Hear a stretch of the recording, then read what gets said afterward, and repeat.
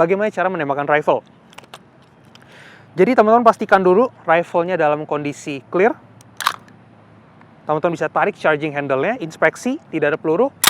Tangan kirinya bisa memegang di bagian sini dengan metode C-clamp. C-clamp adalah seperti ini teman-teman. Gue akan contohkan low ready dan high ready.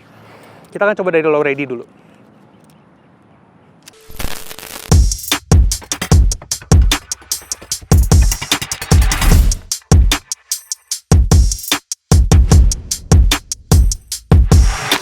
Hai guys, welcome to Shooter Log. Balik lagi sama gue Skia Kristi. Jadi di video kali ini kita akan berbicara tentang bagaimana cara menembakkan rifle atau senapan serbu atau karbin atau banyak sebutan lainnya gitu ya. Unit yang akan kita gunakan adalah replika supaya tetap aman untuk demonstrasi. Dan disclaimer lagi, gue bukan profesional, gue cuma firearm enthusiast yang pengen sharing ke teman-teman supaya kita bisa sama-sama belajar bagaimana cara menembakkan rifle. Jadi teman-teman pastikan dulu rifle-nya dalam kondisi clear. Teman-teman bisa tarik charging handle-nya, inspeksi, tidak ada peluru. Terus, kalau punya optik, teman-teman boleh nyalakan. Kalau ada range, teman-teman boleh setting ya. Lalu teman-teman bisa ambil magazine. Aku cuma isi 1 butir peluru. Nah, masukin magazine ke dalam sini.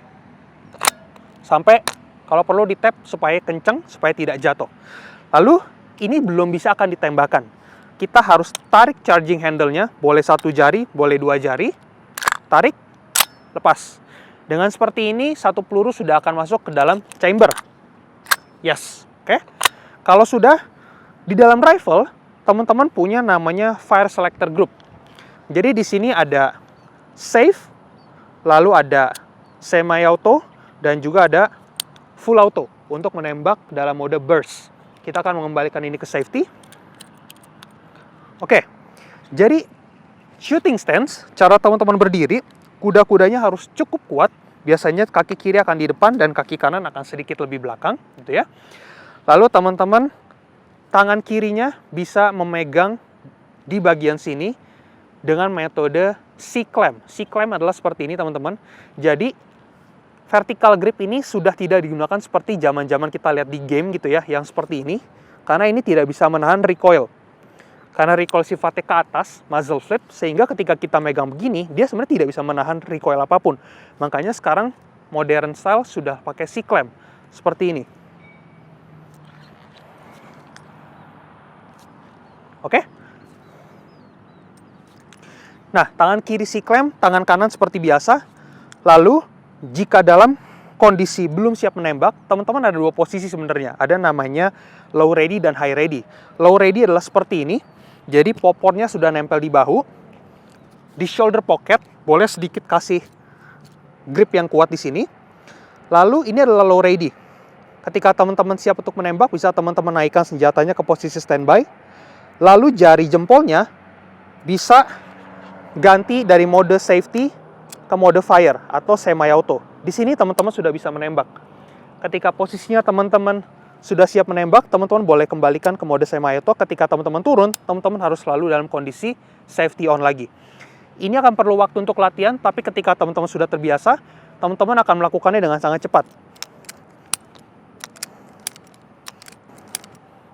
Oke, satu lagi namanya high ready. High ready kebalikannya, kita ngangkat seperti ini, muzzle-nya ke atas, jadi dia safe direction muzzle-nya.